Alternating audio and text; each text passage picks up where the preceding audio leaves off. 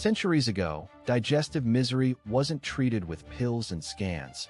It was treated by reading the body like a living manuscript, guided line by line from ancient medical texts. In candlelit rooms, physicians didn't ask what you had. They asked what your insides were telling the world about you.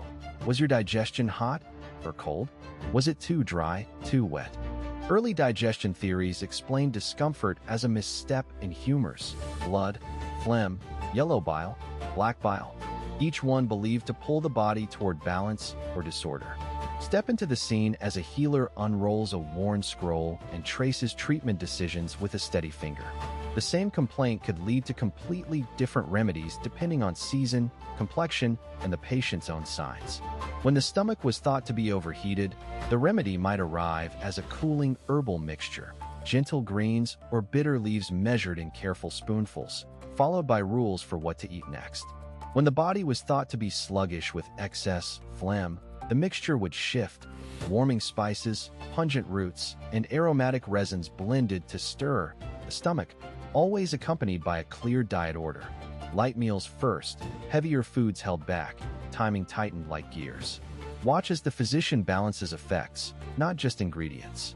If an herb was too strong, it was softened with another to prevent harm.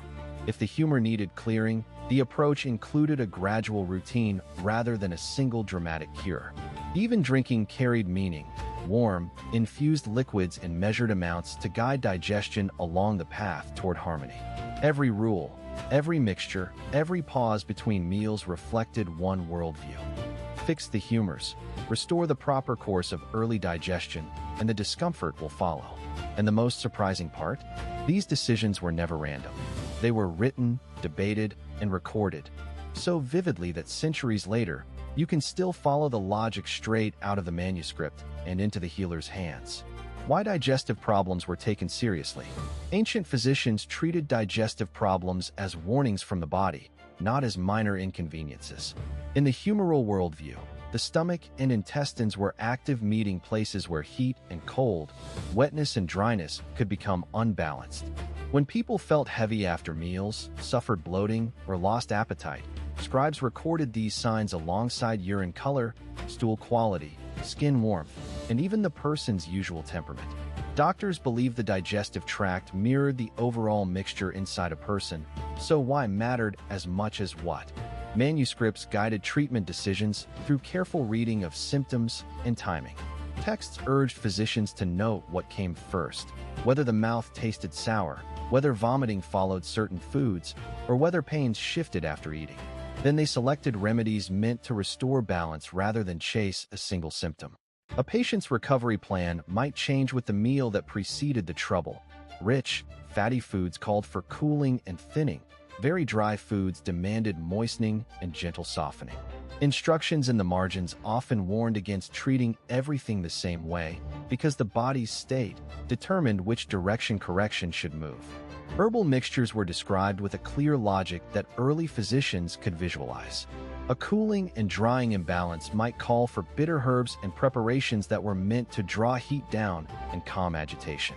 When dampness was suspected, texts pointed toward ingredients described as drying or stirring, combined so they would work together like linked tools, one to settle, another to clear, another to support the stomach's ability to process.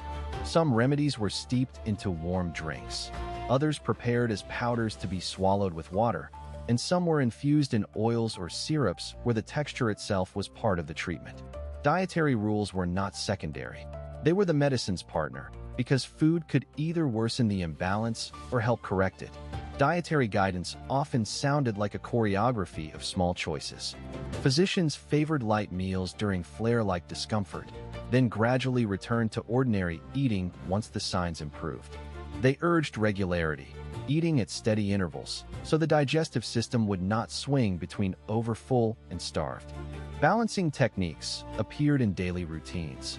Warming broths when coldness was thought to dominate, spiced and aromatic preparations when sluggish processing seemed to linger, and cooling infusions when heat was judged to be excessive. Even the order of foods could be treated as purposeful. A heavy item might be followed by something considered to help the stomach finish its work instead of leaving it to ferment. These writers also treated digestion as an early-stage craft of transformation. Early digestion theories imagined that the stomach first shaped what was eaten into something usable, and then the rest of the body received it as a prepared substance. If the preparation failed, because heat ran too strong or moisture turned thick, physicians expected symptoms to persist until the transformation returned to a healthier flow. That belief shaped decisions recorded in manuscripts. Rest for the stomach, changes in meal strength, targeted herbs, and careful observation to see whether the body's outputs shifted toward right conditions.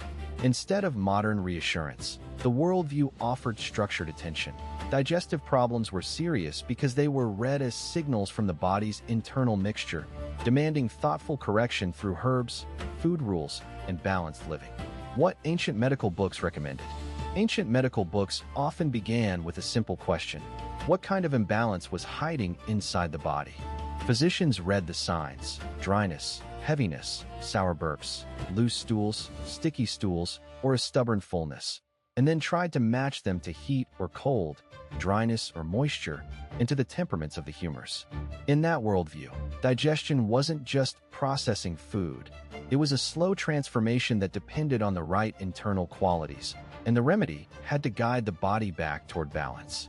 In many manuscripts, the first recommendations were not medicines at all, but instructions about timing, food, and how eating should feel.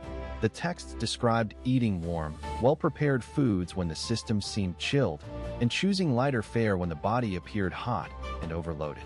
They warned against mixing incompatible tastes and textures, advising careful routines, smaller portions, slower chewing, and pauses between meals, as if the stomach were a hearth that needed steady fire.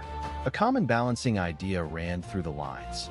If digestion felt sluggish, the physician would often steer the body toward warmth using spiced preparations and warming herbs.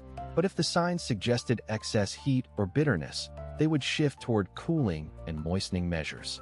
Herbal mixtures were then composed like tailored recipes for the humors and the pathway of digestion. Manuscripts recorded decoctions, syrups, and pastes made from plants chosen for their perceived qualities, some described as drying, others as binding, and others as opening or helping passage. For looser stools or a sense of flooding, texts frequently emphasized mixtures meant to draw moisture in and tighten the flow, sometimes combining dry aromatic herbs with mild binders so the body could regain steadiness. When fullness or stagnation was the complaint, early physicians often prescribed warming, aromatic blends intended to stimulate the inner movement of digestion, delivered as teas, broth-like drinks, or honeyed preparations that were meant to guide the stomach from stuck toward cleared. Dietary rules were written right alongside these mixtures, creating a visual map of cause and correction. A patient might be instructed to avoid sour or heavy foods during a course meant to calm and moisten, while choosing softer, less aggressive meals to support the intended humoral direction. Conversely, when a manuscript suggested a warming approach, it might pair an herbal drink with foods described as gentle but warming, again, not to modern standards, but to the logic of restoring the body's inner temperature and balance. Some texts also included rules about drink itself. They advised when to take herbal preparations on an empty stomach and when to take them after light meals, as if timing could change how the remedy acted on the digestive tract and on the humors. Balancing techniques extended beyond what was swallowed. Manuscripts described observing the character of bodily outputs, color, consistency, odor, and relief after eating, so decisions could be adjusted without guessing blindly. Remedies were treated as directional tools. A physician might start with an approach that seemed mild and supportive, then intensify or change herbs depending on whether the signs moved toward dryness or moisture, heat or cold, lightness or heaviness. In this careful reasoning, early digestion theory placed a premium on gradual change, where the goal was not simply to stop symptoms, but to help digestion regain its proper temperament. Even the way treatments were written felt like a worldview in ink. A remedy wasn't just for the gut, it was for the body as a living balance of qualities, supported by food, timing, and carefully chosen herbs. Manuscript passages often read like practical instructions for steering. Warm the interior when cold dominated, cool and moisten when heat was overwhelming, bind when something ran too loose, and open when it clung too tightly.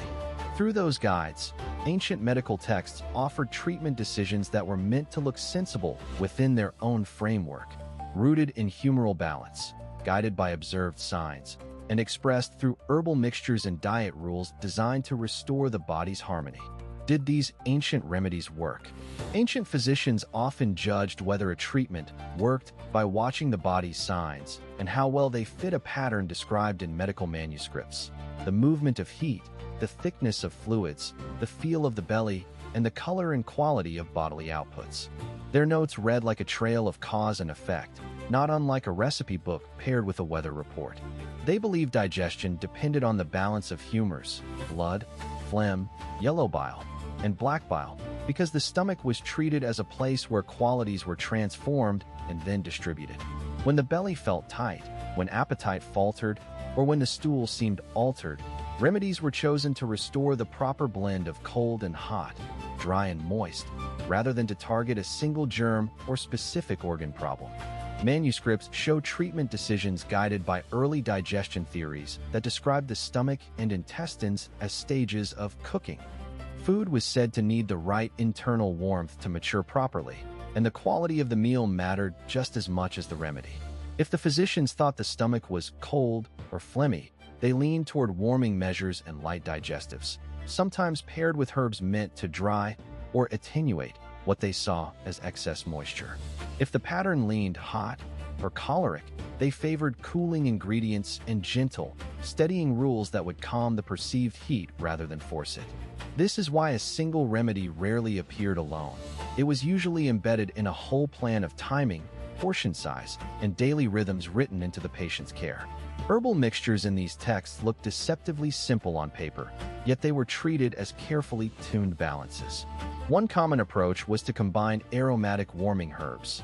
Think of seeds and leafy seasonings used to stir digestion into a preparation taken after meals.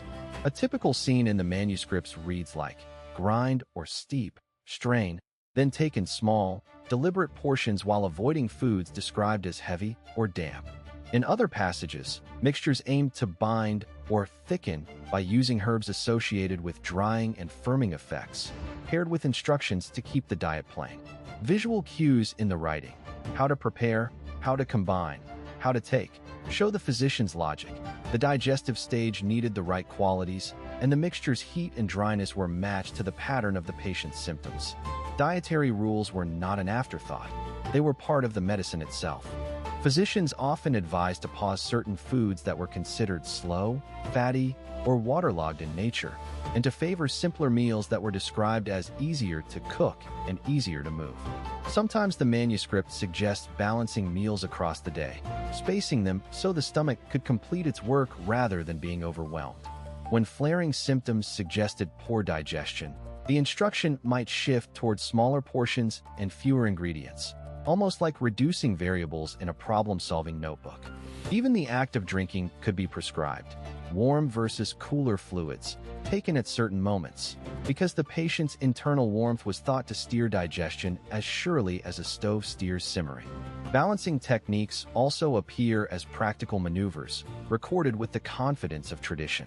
Physicians might begin with gentle measures when symptoms seemed unstable, then intensify if the pattern persisted, always returning to the humoral explanation to justify the change.